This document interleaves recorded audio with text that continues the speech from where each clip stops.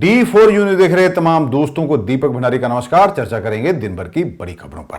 पंजाब में 20 फरवरी को चुनाव होने हैं और तमाम राजनीतिक पार्टियों की ओर से ताकत झोंक दी गई है ताकि पंजाब की सत्ता पर काबू हुआ जा सके। लेकिन यह तो समय ही बताएगा कि इस बार पंजाब का सरदार कौन होगा। 10 मार्च को नतीजे आने हैं। इस बार हो सकता है कि नतीजे चौंकाने वाले रहें।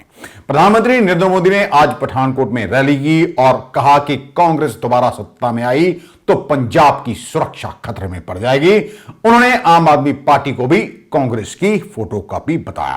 प्रधानमंत्री नरेंद्र मोदी ने कहा, कांग्रेस को दोबारा मौका मिला तो पंजाब की सुरक्षा को खतरे में डाल देंगे।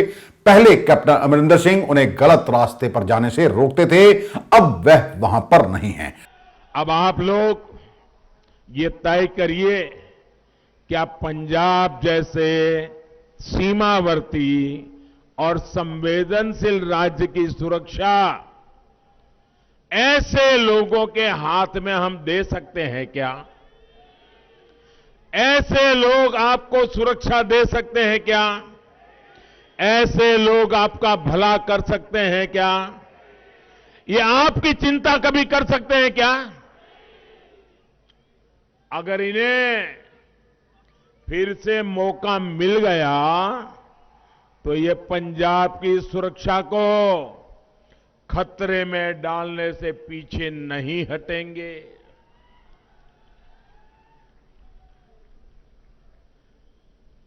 पहले कभी कांग्रेस में कैप्टन साहब जैसे लीडर थे, उनको इस गलत रास्ते पर जाने से रोकते थे, अब तो वो भी वहां नहीं है। और इसलिए 20 फरवरी को पंजाब की सुरक्षा को ध्यान में रखते हुए भाजपा को एनडीए को वोट देना है। ढींडसा साहब और कैप्टन साहब की पार्टियां भी आज हमारे साथ पंजाब के उज्जवल भविष्य के लिए हमारे साथ जुड़ी है। आम आदमी पार्टी को मोदी ने कांग्रेस की फोटोकॉपी बताया और कहा, आम आदमी पार्टी और कांग्रेस पार्टनर इन क्राइम हैं। ये दोनों ही एक ही तरह से विरोध करते हैं। उन्होंने यह भी कहा, जब भारत के जांबाज शौर्य दिखाते हैं तो ये दोनों पाकिस्तान की बोली बोलते हैं। एक ने पंजाब के युवाओं को नशे के जाल में धकेला, दूसरे दिल्ली के युवाओं को शराब का आदी बना रहे हैं। एक ने पंजाब को लूटा और दूसरी दिल्ली में एक के बाद एक घोटाले कर रही है।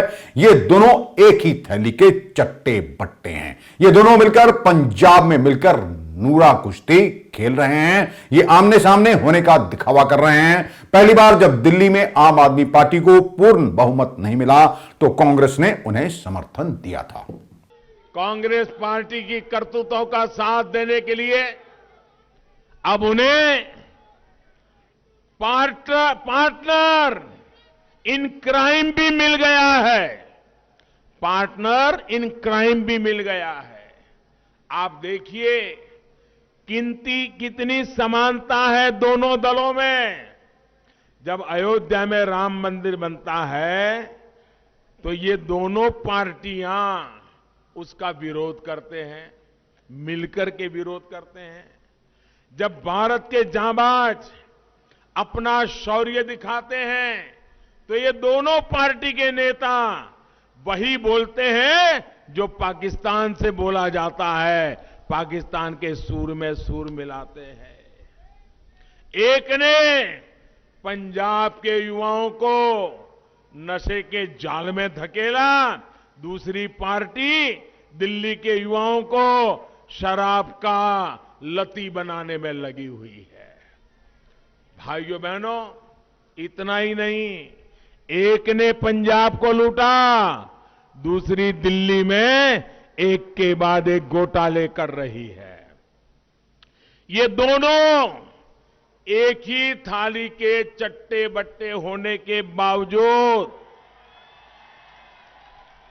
अब ये दोनों पार्टियां मिलकर पंजाब में नूरा कुश्ती कर रहे हैं। नूरा कुश्ती, WWF आता है ना, हाँ, ये कर रहे हैं जी। ये आमने सामने होने का दिखावा कर रहे हैं।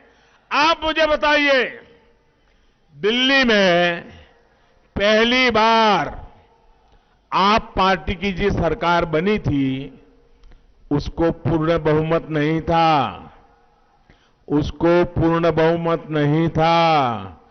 किस पार्टी ने उनको सरकार बनाने के समर्थन दिया था? किसके समर्थन से दिल्ली में वो पहली बार मुख्यमंत्री बने थे? तो एक ही चट्टे बट्टे के लोग हैं कि नहीं है? ये जेरोक्स कॉपी है कांग्रेस की, चाल चलन सब वही है। भाइयों बहनों, सच्चाई ये है, अगर कांग्रेस ओरिजिनल है तो ये दूसरी पार्टी उनकी फोटोकॉपी है। इन दिनों आपने ये भी देखा होगा, कांग्रेस के नेता प्रचार करने जाते हैं तो किसके विरुद्ध में बोलते हैं भाइयों? ये कांग्रेस के जितने नेता आए हैं, इनका भाषण किसके खिलाफ होता है? सिर्फ और सिर्फ मोदी के खिलाफ बोलते हैं, सिर्फ और सिर्फ भाजपा के खिलाफ बोलते हैं, क्योंकि उनको मालूम है आएगी तो भाजपा ही। पंजाब के मुख्यमंत्री चरणजीत सिंह चन्नी की जुबान फिसल गई। उन्होंने प्रचार के दौरान यूपी बिहार के भैया कह दिया। भैया शब्द कहने से अवैध चर्चा का विषय बने हुए हैं। कांग्रेस पार्टी की राष्ट्रीय महासचिव प्रियंका गांधी उत्तर प्रदेश और पंजाब के चुनावों में जमकर प्रचार कर रही हैं। जनसभाओं में खुद को बेटी बता रही हैं। पहले उत्तर प्रदेश में उन्होंने खुद को बेटी बताया और पंजाब में खुद को पंजाब की बहू बताया। यहां की महिलाओं युवाओं की बेरोजगारी के मुद्दे पर वह तीखी बहस करती रही, लेकिन ये मुद्दे क्या केवल यूपी बॉर्डर तक ही सीमित रहे, क्योंकि पंजाब पहुंचते ही यूपी वाले उनके लिए बाहरी हो गए। पंजाब में प्रचार के दौरान उन्होंने कहा कि पंजाब पंजाबियों का है, यहां कोई राजनीति नहीं चलेगी। ये जो बाहर से आते हैं उन्हें पंजाबियत सिखाइए। इस पर मुख्यमंत्री चरणजीत सिंह चन्नी ने माइक लिया और कहा, यूपी दे, बिहार दे, दिल्ली दे, भैया आके इत्थे राज नहीं कर दे। इस पर बगल में खड़ी प्रियंका गांधी तालियां बजाती रही और अब वह इस पर चर्चा में है। आपको यह भी बता दें कि यूपी वालों को भैया कहने का जो दौर था, ये दरअसल महाराष्ट्र में बाल ठाकरे के दौर में यूपी बिहार के लोगों को एक खास शब्द भैया कहकर पुकारे जाना लगा था। तभी से यह शब्द यूपी बिहार के लोगों के लिए गाली की तरह बनकर रह गया है। दूसरे राज्यों में यहां के शख्स कोई भी किसी को भैया कह दे तो यह मारपीट तक की नौबत आ जाती है। अब यह चर्चा का विषय बना हुआ है। आम आदमी पार्टी के संयोजक और दिल्ली के मुख्यमंत्री अरविंद केजरीवाल ने कांग्रेस पर हमला किया और कहा, पंजाब में कांग्रेस सरकार का पर्चा राज चल रहा है। हालत यह है कि लोग यह तक बताने से डर रहे हैं कि वोट किसे देंगे। उन्हें डर है कि कहीं किसी दूसरे का नाम लिया तो उनके खिलाफ कोई पर्चा दर्ज कर लिया जाएगा। केजरीवाल ने कहा, उनकी सरकार आएगी तो ये सब पर्चे कैंसिल कर दिए जाएंगे। उन्होंने यह भी कहा, पंजाब में व्यापारी भी डरे हुए हैं, लेकिन 22 दिन बाद आम आदमी पार्टी की सरकार आते ही यह डर खत्म हो जाएगा। पंजाब के अंदर अभी भगवंत जी ने बताया कि व्यापारियों को डरा रखा है। न केवल व्यापारियों को, पंजाब के हर आदमी को इन्होंने डरा रखा है। पर्चा राज पूरे पंजाब में है। झूठे पर्चे करते हैं, बहुत ज्यादा झूठे पर्चे करते हैं, डराते हैं। मतलब माहौल ऐसा है कि कोई पत्रकार किसी से जाके अगर पूछता है भाई किसको वोट दोगे, लोगों को बताने में डर लग रहा है। कहते जी पर्चा हो जाएगा, हम साइलेंट वोट देंगे, पर्चे।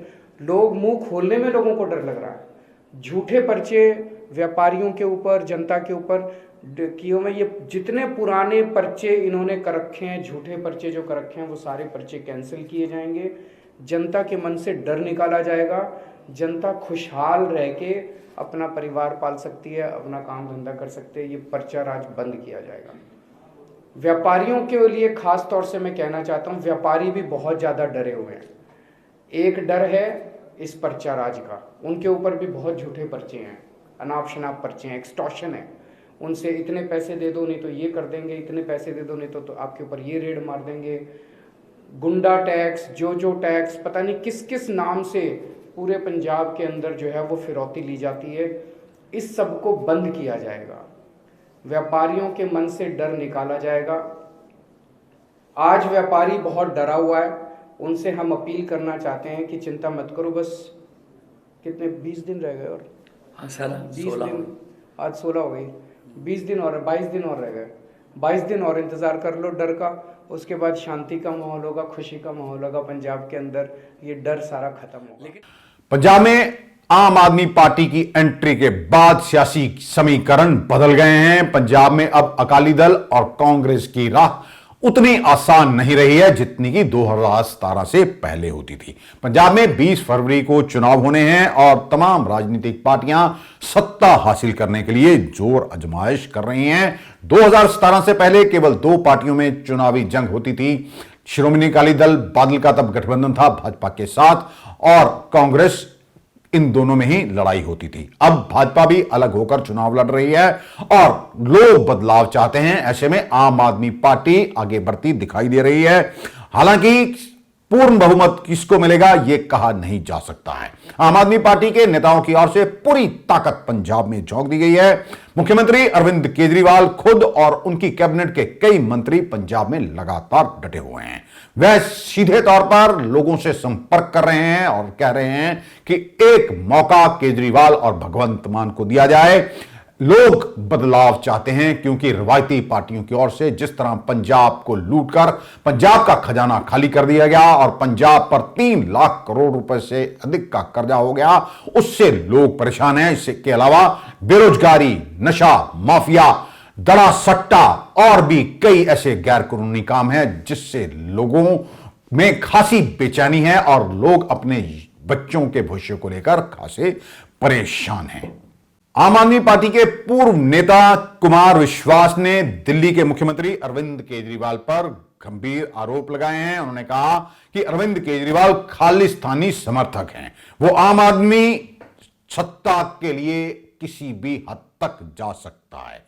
कुमार विश्वास ने यह बात एक निजी एजेंसी के चैनल को दिए गए इंटरव्यू में कही है। उन्होंने यह भी कहा, जब मैं उनके साथ था तो वह अपनी योजनाओं के बारे में उन्हें बताते थे। एक दिन उन्होंने मुझसे कहा, मैं या तो पंजाब राज्य का सीएम बनूंगा या फिर आजाद राष्ट्र का पहला प्रधानमंत्री बनूंगा। ये बड़ा दुखद है। पंजाब को समझना चाहिए कि वो स्टेट नहीं है, वो एक इमोशन है। मैं सदा कहता हूं पंजाब कोई राज्य नहीं है, पंजाब एक भावना है। पंजाबियत एक भावना है पूरी दुनिया में। ऐसे में एक ऐसा आदमी जिसने एक समय में मुझे ये तक कहा था, जब मैंने उसको कहा कि ये जो फ्रिंज एलिमेंट हैं, जो अलगाववादी संगठन है, जो खालिस्तानी मूवमेंट से जुड़े हुए लोग हैं, इनका साथ मत ले पिछले चुनाव में। और उसने कहा था कि नहीं हो जाएगा, चिंता मत कर। और कैसे चीफ मिनिस्टर बनेगा तो उसने उसका फार्मूला भी बताया था कि ऐसे ऐसे भगवंत को और फुल्का जी को लड़वा दूंगा और मैं पहुंच जाऊंगा। और आज भी वो उसी पथ पे है, मानो मत मानो, और नहीं भी है तो वो पपेट बिठा लेगा, कोई कुछ कर लेगा वो कुछ काम। तो ऐसे में उसने मुझे इतनी भयानक बातें बोली जो कि सबको पता है, पंजाब में सबको पता है। कि एक दिन तो मुझसे कहता है कि तू चिंता मत कर, या तो मैं एक स्वतंत्र सूबे का मुख्यमंत्री बनूंगा। और मैंने कहा ये अलगाववाद 2020 का रेफरेंडम आ रहा है, पूरी दुनिया फंडिंग कर रही है ISI से लेके और बाकी अलगाववादी ग्रुप। तो कहता तो क्या हो गया, तो स्वतंत्र देश का पहला प्रधानमंत्री बनूंगा।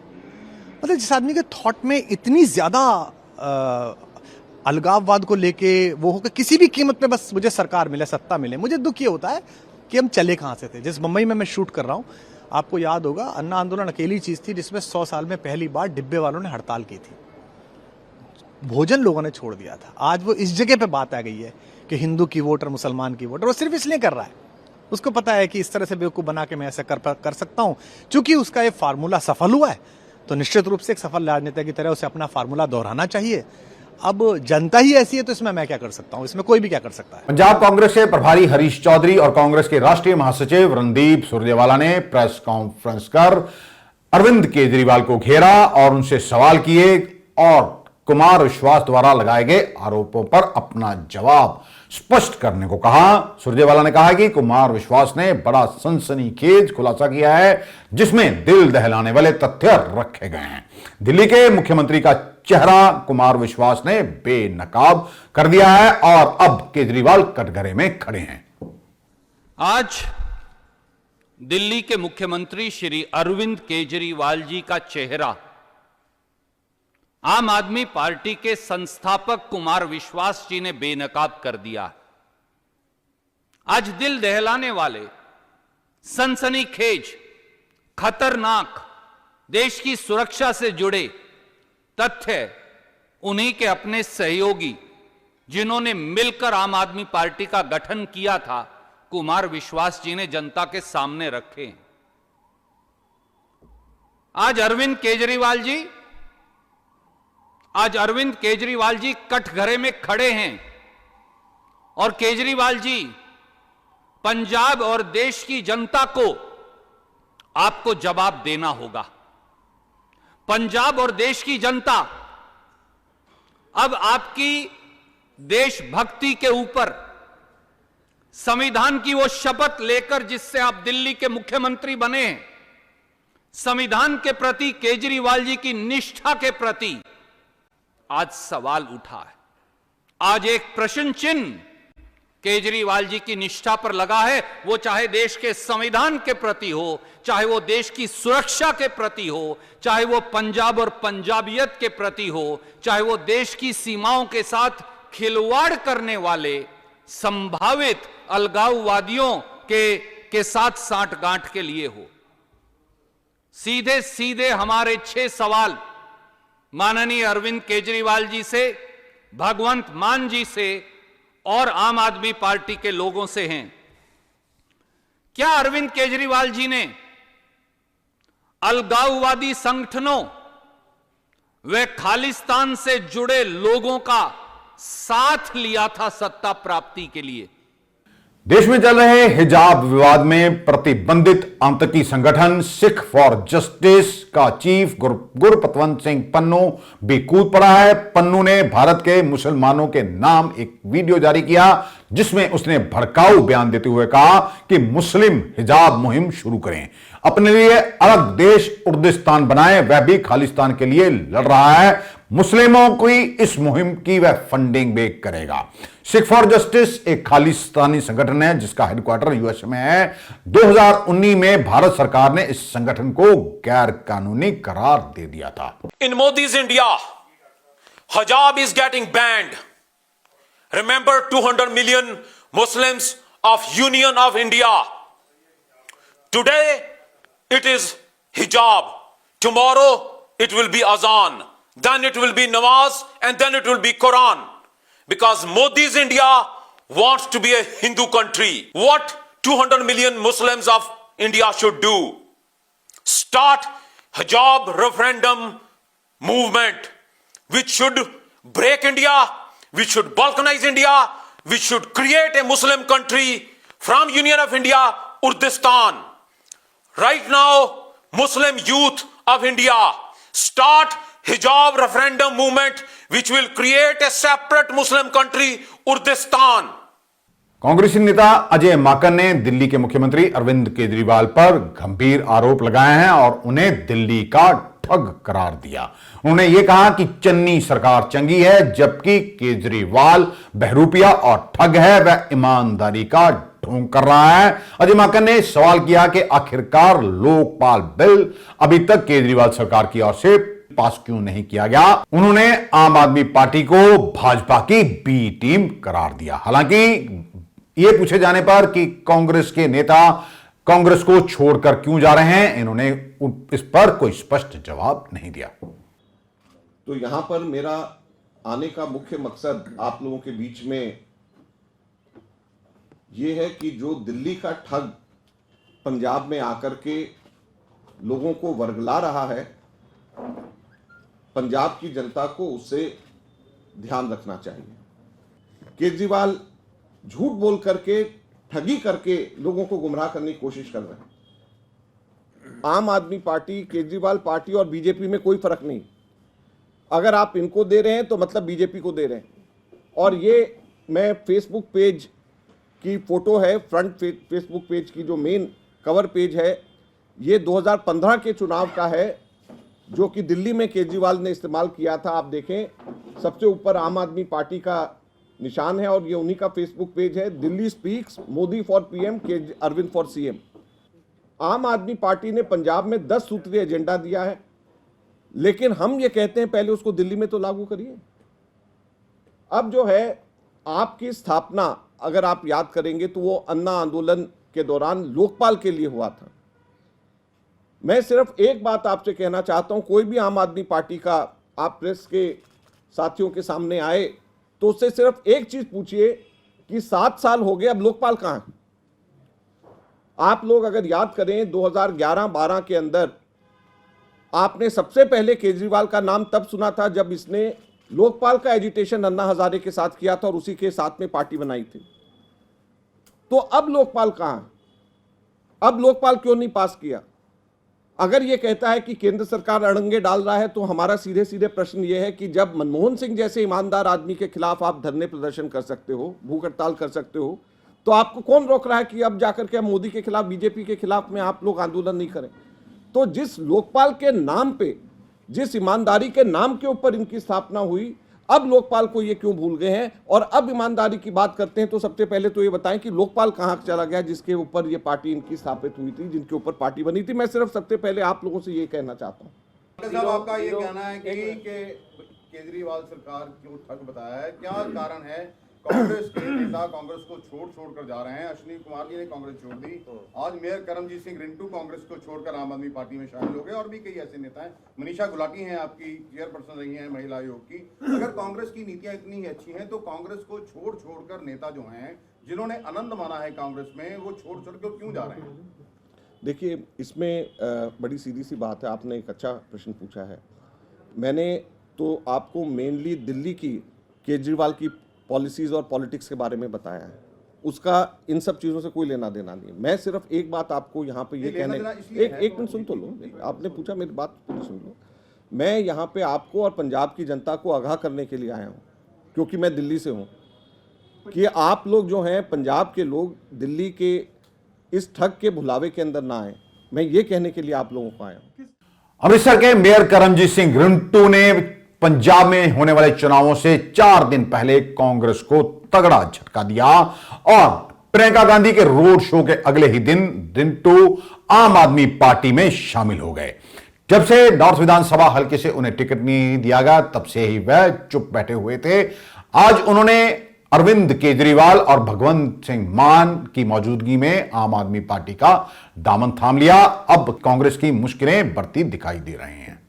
आज सुबह अमृतसर के मेयर रिंटू जी ने आम आदमी पार्टी ज्वाइन की है और मैं समझता हूं कि उनके ज्वाइन करने से अमृतसर में आम आदमी पार्टी को बहुत मजबूती मिलेगी और मैं समझता हूं कि उम्मीद करता हूं कि अमृतसर के लोग सभी सीटों के ऊपर आम आदमी पार्टी को जिताएंगे। रिंटू जी अमृतसर के मेयर, मौजूदा मेयर, सिटिंग मेयर। एक लोगों की डिमांड रही है कि अमृतसर को वर्ल्ड आइकन सिटी बनाया जाए।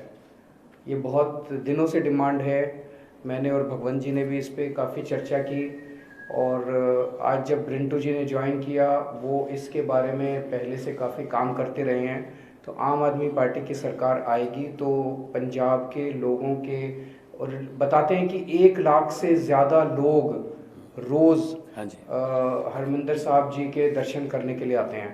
तो और वीकेंड के ऊपर तो 1.5-2 लाख से ज़्यादा लोग आते हैं। तो ये वर्ल्ड आइकन सिटी अमृतसर को बनाने के लिए सभी कदम उठाए जाएंगे। कांग्रेस के और भी कई चेहरे दूसरी पार्टियों में जा रहे हैं, जैसे कि मनीषा गुलाटी ने एक दिन पहले भाजपा का दामन थाम लिया था। अब ईस्ट विधानसभा हल्के से चुनाव लड़ रहे श्रोमणी अकाली दल के दिग्गज नेता बिक्रम सिंह मजीठिया की मौजूदगी में कई कांग्रेसियों ने अकाली दल का दामन थाम लिया और कांग्रेस को सदा के लिए अलविदा कह दिया। इन शामिल होने वालों में कांग्रेस की जिला अध्यक्ष रह चुकी जितेंद्र सोनिया भी शामिल हैं। और आज मैं समझदा है कि इस तो वड्डा नो कॉन्फिडेंस नवजोत सिंह दी प्रधानगी ते की हो सकता है। थोड़ी 3 time councillor, ex district president, महिला विंग दी प्रधान, जिथे कांग्रेस पार्टी छड़ के श्रोमणी अकाली दल च आ गई, उत्थे थोड़ा मेयर थोड़ी कारगुजारी तो दुखी होके रिंटू जी अज एक होर पार्टी च चले गए। और नाल जेड़े काउंसलर गए है, प्रधान दी प्रधान इस शहर नू रिप्रेजेंट करता होवे, इस ਸ਼ਹਿਰ 'ਚ ਉਹ ਵਜ਼ੀਰ ਪ੍ਰਧਾਨਗੀ ਇਹ ਸ਼ਹਿਰ 'ਚ ਹੋਵੇ ਕਾਂਗਰਸ ਦੀ ਔਰ ਉੱਥੇ ਕਾਂਗਰਸ ਦਾ ਇਹ ਹਾਲ ਹੋਵੇ, ਇਹ ਉਹ ਭਾਵਨਾ ਦਿਲ ਤੋਂ ਸਾਡੀ ਭੈਣ ਨੇ ਵਿਅਕਤ ਕੀਤੀ ਹੈ ਕਿ ਕਾਂਗਰਸ ਦੀ विचारधारा कांग्रेस भूल गई है। उत्तर प्रदेश के बाहुबली विधायक मुख्तार अंसारी को बुधवार को राहत मिली। मऊ की एमपी एमएलए कोर्ट ने मुख्तार को गैंगस्टर मामले में जमानत दे दी है। इसके साथ ही बांदा जेल के अधीक्षक को इस मामले में रिहा करने के आदेश भी जारी कर दिए गए हैं। हालांकि मुख्तार अंसारी पर कई अन्य मामले भी पिछले दिनों दायर हुए हैं। आपको यह बता दें कि मुख्तार अंसारी लंबे समय तक पंजाब की जेल में भी बंद रहा, जिसे लेकर भाजपा ने कांग्रेसियों पर कई बार गंभीर आरोप लगाए थे और कहा था उत्तर प्रदेश के गैंगस्टरों को संरक्षण कांग्रेस सरकार दे रही है। हालांकि बाद में मुख्तार अंसारी को उत्तर प्रदेश की जेल में शिफ्ट कर दिया गया था, लेकिन इसके लिए कोर्ट तक भाजपा को लड़ाई लड़नी पड़ी थी। पंजाबी फिल्मों के अदाकार एक्टर दीप सिद्धू का 15 फरवरी को सड़क हादसे में निधन हो गया। इस हादसे के समय दीप की गर्लफ्रेंड रीना राय भी उनके साथ थी, लेकिन जहां दीप ने अपनी जान गंवा दी, वहां रीना की जान बच गई। एक्सीडेंट मंगलवार शाम सोनीपत हरियाणा के खरखौदा के पास केएमपी एक्सप्रेस हाईवे पर हुआ। सोशल मीडिया पर दीप और रीना की फोटो काफी तेजी से वायरल हो रही हैं, जो वैलेंटाइन डे की हैं। बता दें कि रीना दीप के साथ वैलेंटाइन डे सेलिब्रेट करने के लिए 13 फरवरी को ही अमेरिका से भारत आई थी। इस चैनल को सब्सक्राइब करें और बेल आइकन दबाना ना भूलें।